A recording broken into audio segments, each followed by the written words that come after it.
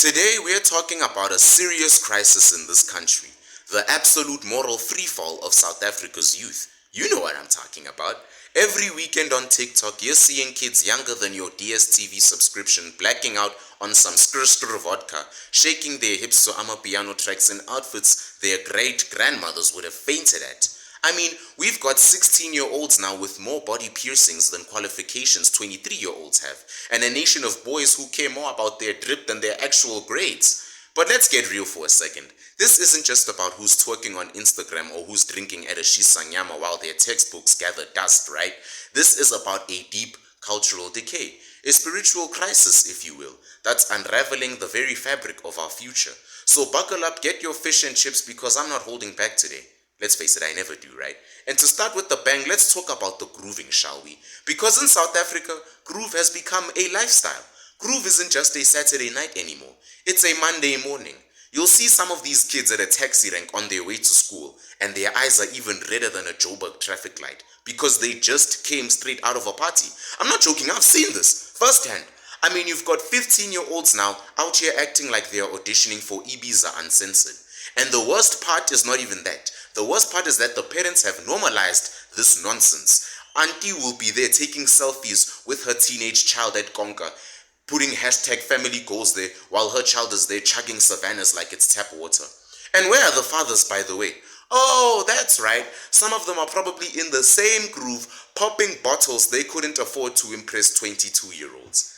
And this obsession with groove hasn't started now, but it's created a generation that treats school like a side hustle. But how can we blame them when the country glorifies this lifestyle? You've got influencers and politicians promoting clubbing as if it's some career path. I swear, if Groove had a university degree, half the youth in this country would have graduated cum laude. But let's face it, discipline is as extinct in South Africa as a proper service at home affairs. Because once upon a time, if I looked at my parents in a funny way, I would get a swift, no questions asked hiding. And that hiding wasn't just about pain. It was a lesson. Right? It was a message saying, I'm raising you to be a respectable human being, to become some Asambit, not some moron who's gonna end up in an episode of No Excuse Pay Papgeld or I Blew It on Mojalav. But nowadays, discipline has been swapped for negotiation. Imagine a kid throwing a tantrum in the middle of ShopRite, screaming like they're auditioning for a horror movie. And then the mom is there whispering, okay, sweetie, what do you want? Is it a lollipop? An iPhone? No, ma'am. What that child needs is a reality check and a big slap, and maybe a wooden spoon if we're being honest. You know that wooden spoon they used to make pap with. What's worse is how schools have abandoned discipline too. Because back in the day, a teacher had the authority to whip you into shape. Literally. You'd get detention for not doing homework, like me, not counseling sessions and positive reinforcement strategies. Just nonsense now. Now teachers are being treated like trauma specialists for kids who can't handle being told no. If Sipo, for example, doesn't want to study because school is boring, well, guess what? The system will blame the teacher.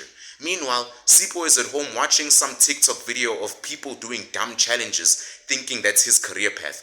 I shaved my girlfriend's hair prank on purpose. Discipline isn't gone. It's been exited and banished like an ANC politician caught stealing too blatantly. And it shows now because we're raising a generation of entitled brats who think the world owes them because they simply exist. And we can't even blame them because we are teaching them to do that through social media, the devil's playground as I like to call it. Back in the day, kids used to play soccer in the street, hang out. You know, when I was a kid, I loved playing in the street. I did not want to go back in the house. Well, except for when it was 5 o'clock and Dragon Ball Z was playing, young Tola. There, no negotiations. And there was always that one kid in the neighborhood who had the latest PlayStation 2. So me and my other friends and neighbors would go to his house to play a little, you know?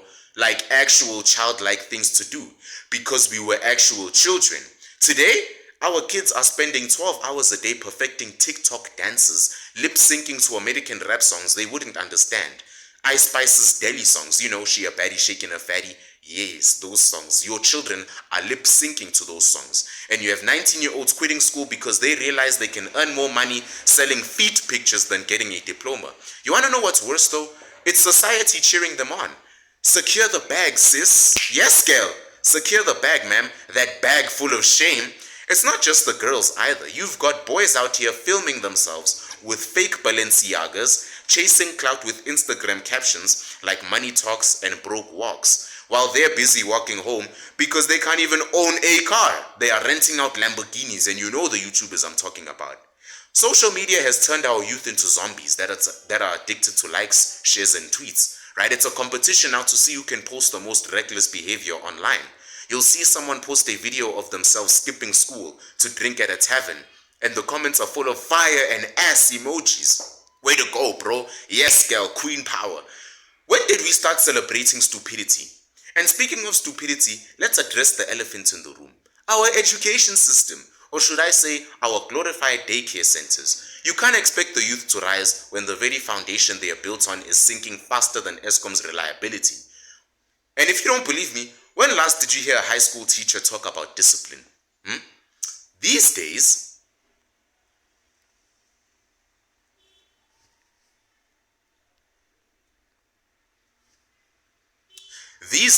students are fighting teachers, recording it on their phones, and becoming viral sensations overnight. It's so bad that some teachers are probably too scared to discipline students because they might end up trending on Twitter too, under the hashtag Justice for Sipo or hashtag Justice for Umbali.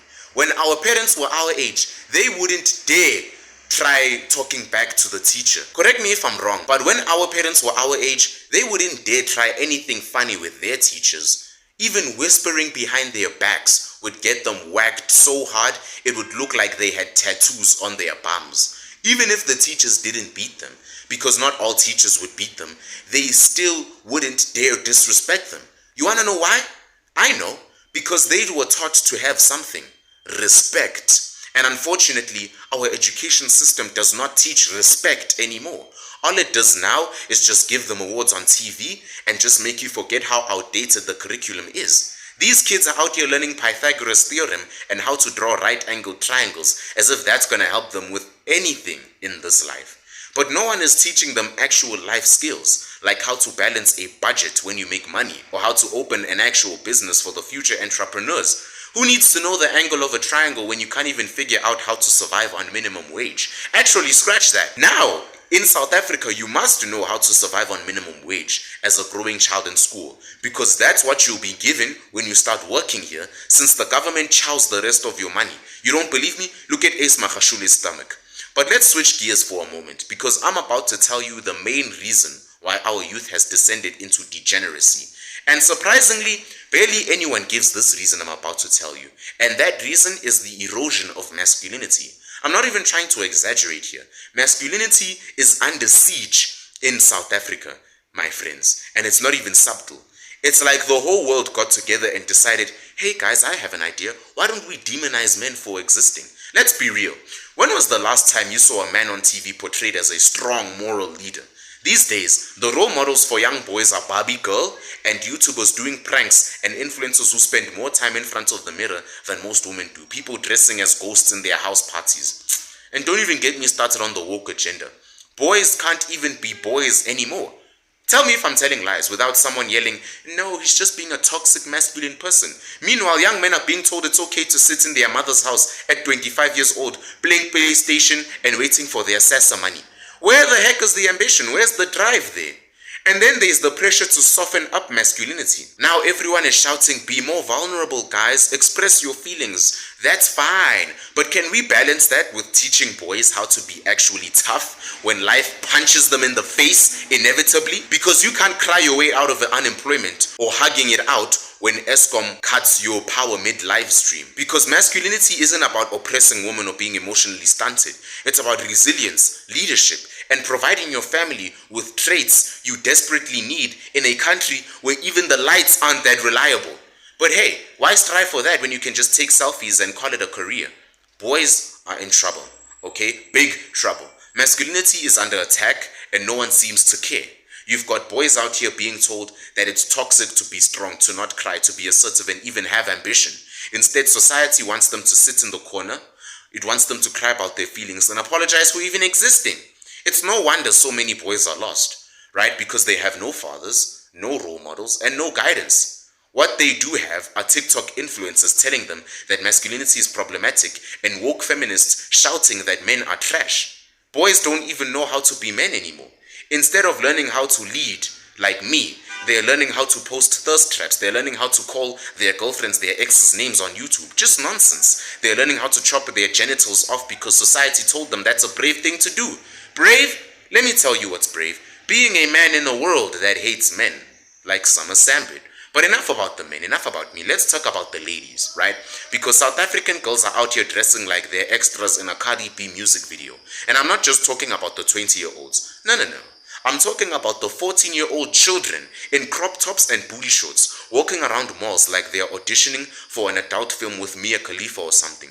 But let me not shame Mia Khalifa because she actually left that life. You wanna know who hasn't? Your children. In fact, they have no plans of leaving that life whatsoever. And you sure as hell aren't gonna tell them. And you know who's clapping for them while they do that? Society. We've got movements now that say it's her body, her choice, and no one's asking whether the choices are even good because they're just too scared. And let's be honest, some of these choices are just an express route to chaos. And then there's that Lily Phillips case, the one I told you about in my previous video. The woman who bragged about sleeping with 100 men in 24 hours. Can you see the things these kids are watching and learning about these days? 100 men in 24 hours. I don't even think Eskom can hit that level of load shedding efficiency. South Africa's obsession with hypersexuality amongst children has become a national crisis. And if you don't believe me, watch my previous video. Watch Zodwa Wabantu. She's out there literally selling pantyless entertainment and people are clapping like she just discovered a cure for cancer and load shedding. Let's be honest though, what does it say about us as a nation when someone can be famous for walking around half naked while giving motivational talks that sound like they came from the back of a Checkers receipt? Worst yet, these young girls here are looking up to her, thinking if Zodwa made it, so can I. Sweetheart, no, that is not empowerment. That is public indecency you should be arrested for. And it's not just Zodwa. Every music video these days looks like a softcore audition. Young girls are here dressing like they are auditioning for roles in The Real Housewives of Mdantsane, while claiming it's all about body positivity and shaking that booty. Meanwhile, young boys are either objectifying these same girls or trying to compete with them for attention, acting like an EFF protest gone too far. We are raising kids who think their worth is tied to how many likes their Instagram posts get, not realizing they are cheapening themselves in the process. And you want to know what else is cheapening? The way our society has excluded God from our lives, like how you exclude your ex when you block them on WhatsApp, you know. And if you think I'm being a regular old Summer Sambit again, well, let me ask you this. When last did you hear a young South Africa talk about God without it being followed by some TikTok trend? It's okay, I'll wait. Because back in the day, Sundays were sacred in South Africa. Sunday, you dressed up, you went to church, and spent the rest of your day with your family. Even with me, back in the day, whether you wanted to sleep at 12 midnight or 3 a.m., you are waking up for church on Sunday. My parents were very serious about this. Whether you come from Groove or wherever for that matter, uya esontweni mntanandini, no other way. As long as I was living under their roof and eating their food, kiyako kerekeng. Case closed.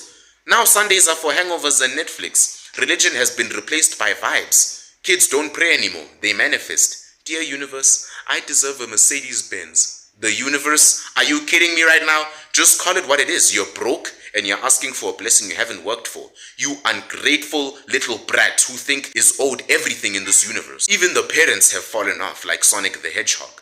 They'll drop their kids at church and then the whole service they'll be outside gossiping or scrolling through TikTok and Facebook. Meanwhile, the priest is inside trying to convince a bunch of half-awake teenagers that God loves them while they're thinking about their next Instagram posts in their brains. Religion isn't just fading in this country. No, it's actively being erased. And the consequences are clear. Moral decay, corruption, and a country that feels more lost than Eskom's maintenance team. If we don't bring back God into our lives, what hope do we have for this generation? When last did you hear the people you actually watch on that phone of yours talk about God? These kids are out here lost because they have no spiritual foundation. Back in the day, going to church on Sunday was non-negotiable. Now kids are too busy recovering from hangovers and being babalas to even think about God. We've removed God from our schools, our homes, and our lives. And then we wonder why society is falling apart. When you take God out of the picture, you leave room for chaos. It's that simple. Behead me if you want to. You know I'm telling the truth. Because I'm not going to just sit here and act like this whole woke culture doesn't have a part to play in all of this. Woke culture is a cancer of modern society. Yes, I said it. Summer Sambit said woke culture is a cancer to society because it's teaching kids that everyone is a victim, that hard work is oppression, and success is evil. You've got kids out here screaming about microaggressions while they can't even spell the word aggression. South Africa's youth is descending into degeneracy. But it's not too late to turn the tide. We need real leaders, real role models like me, and real conversations about what matters. We need to bring back discipline, bring back faith and purpose. And most importantly, we need to stop celebrating stupidity and start holding each other accountable. Young Tall. So to the youth, wake up, chief. Put down that skr vodka. My sister, log off TikTok and start building a future you can be proud of. The country depends on you. Never forget that.